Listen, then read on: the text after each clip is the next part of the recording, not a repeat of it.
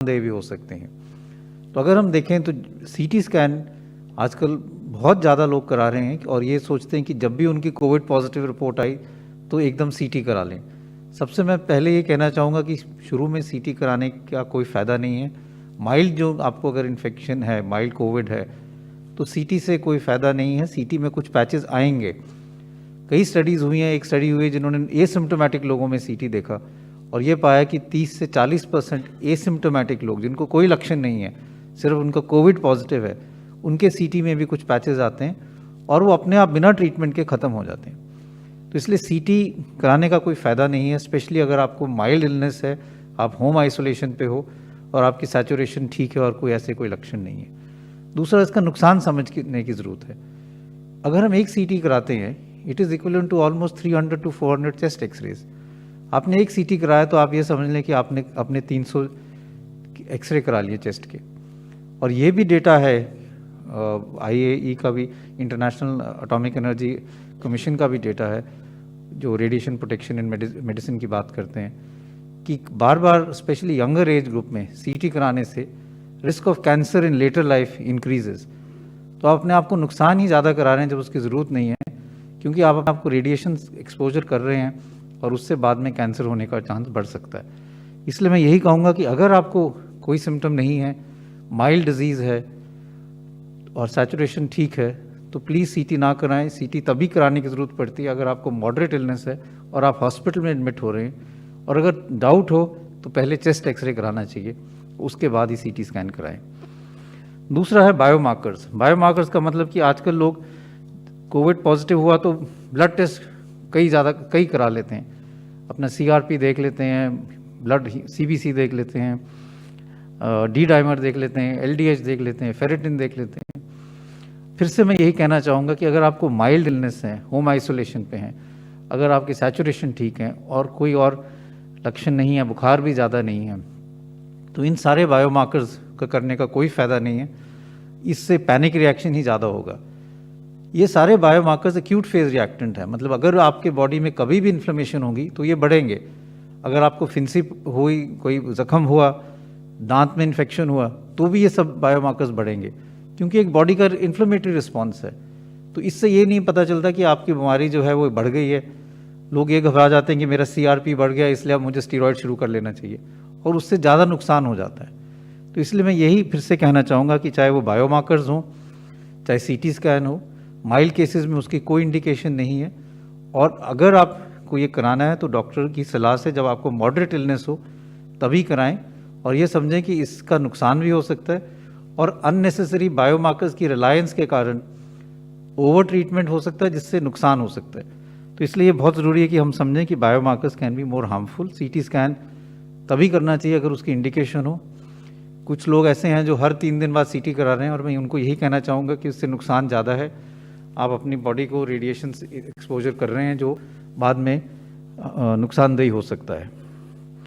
दूसरी चीज़ ये कि हम AIIMS, ICMR, Covid national task force और जॉइंट मॉनिटरिंग ग्रुप जो ministry of health and family welfare की है, उन्होंने clinical guidelines for management of Covid जारी किए हैं रिसेंटली, बेस्ड ऑन सारा जो पिछले साल का डेटा एक्यूमुलेट हुआ है, रिसर्च हुई है उस पर कि कौन सी दवाई कब यूज़फुल है और कौन सी दवाई नहीं देनी थी। उसमें ये क्लियर है कि जो माइल्ड इलनेस लोग हैं, ज़्यादातर उनको कोई दवाई की ज़रूरत नहीं है। अगर कुछ दवाई लेना चाहें तो बेस्ड ऑन लिमिटेड डेटा और लिमिटेड जो हम कहते हैं सर्टेनिटी, आइवरमेक्टिन या हाइड्रोक्सीक्लोरोक्विन ले सकते हैं, लेकिन ज़्यादा दवाई लेने की ज़रूरत नहीं है। और मैं यही कहूँगा, क्योंकि हम ये देखते हैं अपने हॉस्पिटल में कि कई पेशेंट्स ऐसे हैं जो अर्ली स्टेज में स्टीरॉयड्स ले लेते हैं, और ये समझना ज़रूरी है कि जो अर्ली स्टेज में आप स्टीरॉयड्स लोगे तो वायरस की रेप्लिकेशन को और बढ़ावा मिलेगा, और कई दफ़ा जो माइल्ड केसेस हैं उनको सीवियर वायरल निमोनिया हो जाता है, लंग्स में एकदम वायरस फैल जाता है, क्योंकि बड़े हाई डोज स्टीरॉयड्स उनको डे 1 से मिल जाते हैं। तो मैं सब लोगों को यही कहना चाहूँगा कि स्टीरॉयड्स मॉडरेट इलनेस के लिए ही है। माइल्ड इलनेस में जब आप होम आइसोलेशन पे हैं, सैचुरेशन आपकी मेंटेन्ड है, अर्ली स्टेज में जो हम कह रहे हैं कि फर्स्ट 5 डेज में स्टीरॉयड्स का कोई रोल नहीं है, it can actually be again harmful. घर पे जो लोग रह रहे हैं, होम आइसोलेशन कर रहे हैं, उनको कुछ चीज़ें I think are very important. एक तो अपने डॉक्टर से संपर्क करते रहें। कुछ जो वार्निंग साइंस हैं, जैसे आपकी सैचुरेशन कम हो रही है, 93 या 93 से कम हो रही है, या बेहोशी जैसी हालात हो रही है, सुस्ती ज़्यादा हो रही है, या छाती में दर्द बहुत हो रहा है, ऐसे जैसे वार्निंग साइंस हैं, तब एकदम आप डॉक्टर से संपर्क करें और अगर ज़रूरत होगी तो फिर एडमिशन के लिए भी आपको सपोर्ट लेना चाहिए। जो लोग हाई रिस्क ग्रुप में हैं और होम आइसोलेशन कर रहे हैं, उनको ज़्यादा ध्यान रखने की, जिनकी उम्र ज़्यादा है, जिनको हार्ट की प्रॉब्लम है, डायबिटीज़ है, इम्यूनोसप्रेसिव ड्रग्स पे हैं, या क्रॉनिक लंग प्रॉब्लम है, या लिवर की प्रॉब्लम है, या क्रॉनिक किडनी डिजीज़ है, इन लोगों को ज़्यादा ध्यान रखना चाहिए और definitely regularly health care workers के टच में रहना चाहिए। कई जगह पे state government have made facilities कि आप किसी के टच में रह सकते हो जो होम आइसोलेशन में आपके सुबह शाम आपको मॉनिटर करके आपका टेम्परेचर, आपके सैचुरेशन के बारे में पूरी जानकारी रखते हैं, तो वो करना बहुत ज़रूरी है। मॉडरेट इलनेस में मेनली 3 टाइप ऑफ ट्रीटमेंट जो हैं वो इफेक्टिव हैं। सबसे पहली जो ट्रीटमेंट है वो ऑक्सीजन थेरेपी है। Oxygen is also a drug. तो जो आपकी सैचुरेशन कम है तो one main treatment is oxygen.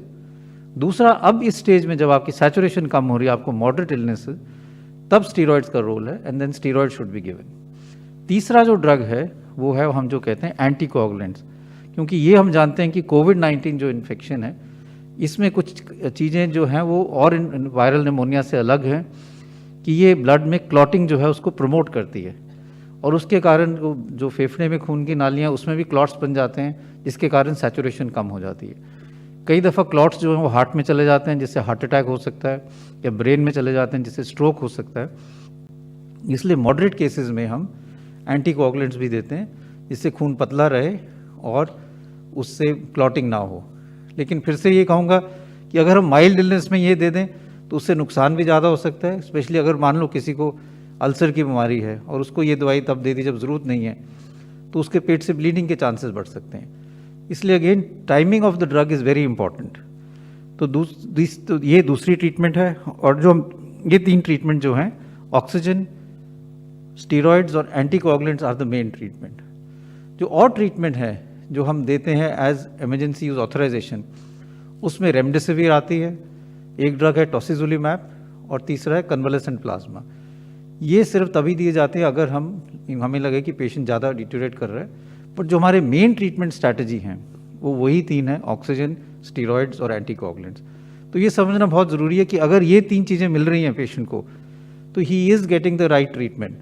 और जो ट्रीटमेंट हैं जैसे रेमडेसिविर है, कन्वालेसेंट प्लाज्मा है जो कहते हैं प्लाज्मा, या फिर टॉसिजुलिमैब है, these are only under emergency use authorization, और इसमें कोई स्ट्रॉन्ग इतना डेटा नहीं है। स्टीरॉयड का डेटा सबसे ज़्यादा स्ट्रॉन्ग है, ऑक्सीजन का डेटा सबसे ज़्यादा स्ट्रॉन्ग है, एंटीकोगुलेंट का डेटा है कि ये इन दवाइयों से मोर्टेलिटी या डेथ्स कम हो सकती हैं, औरों का डेटा इतना स्ट्रॉन्ग नहीं है। तो अगर हम देखें तो treatment is not very difficult, and because there is a need कि हम सब लोगों को इस बारे में ट्रेन करें, स्पेशली स्मॉलर सिटीज़ में, छोटे शहरों में, रूरल इंडिया में। तो उसी को देखते हुए एम्स ने, ministry of health and family welfare ने एक क्लिनिकल एक्सीलेंस प्रोग्राम शुरू किया है, जिससे हम वेबिनार कर रहे हैं। आज भी हम कर रहे हैं, फ्राइडे को भी हमने किया था, जहाँ पे हम रीजनल और स्टेट सेंटर्स ऑफ एक्सीलेंस बनाने की कोशिश कर रहे हैं।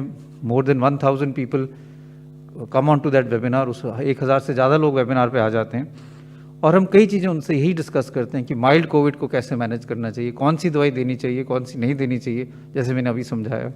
ऑक्सीजन का क्या रोल है, कब ऑक्सीजन देनी चाहिए, कब नहीं देनी चाहिए, ऑक्सीजन का मिसयूज़ नहीं होना चाहिए, रेमडेसिविर और दवाइयों का क्या रोल है, और प्लाज्मा का क्या रोल है, और जैसे मैंने अभी कहा कि एक्सरे और सीटी का क्या रोल है। हमारी यही कोशिश है कि ये हम जो ट्रीटमेंट प्रोटोकॉल है इसको सिंप्लीफाई करें, एविडेंस बेस्ड करें, और सब लोगों को ये प्रोपोगेट कर पाएँ, even at the remotest level. क्योंकि जैसे ये पैंडेमिक फैलेगा या और जगह पे जाएगा, तो हर एक डॉक्टर की ट्रेनिंग होनी चाहिए कि हम इसको कैसे ट्रीट करते हैं, जिससे हमारी ऑप्टिमम ट्रीटमेंट हो और हम लोगों की जान बचा पाएँ। Main aim is to treat properly and save lives, और इसीलिए ये प्रोग्राम है, क्लिनिकल एक्सीलेंस प्रोग्राम है, ministry of health and family welfare और एम्स इकट्ठे मिलकर कर रहे हैं, जिससे हर एक रीजन में, चाहे वो प्राइवेट सेक्टर में हो या गवर्नमेंट सेक्टर में, चाहे वो प्राइमरी हेल्थ सेंटर में हो या छोटे शहर में कोई डॉक्टर हो, उनको हम रीच कर पाएँ कि ये ट्रीटमेंट स्ट्रैटेजी और इसका रीज़न क्या है, इसका एविडेंस क्या है। तो ये एक चीज़ मैं बताना चाह रहा